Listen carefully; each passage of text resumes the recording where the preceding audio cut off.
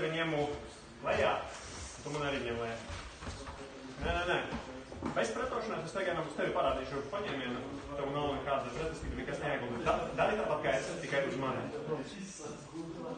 Jā, tas ir viss. Mēs gribēsim, lai tā kā cilvēka kāja iet šeit pretī. Un no šejienes mēs vienkārši taisam soli uz sānu un iedomājamies, ka mums šeit ir stūre un mēs griežam cilvēku, ja?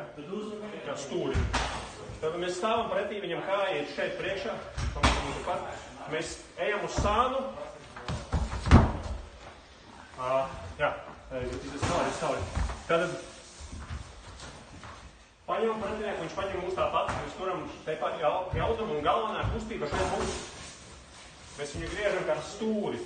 Bet pirms tam mēs paņemam uz sānu.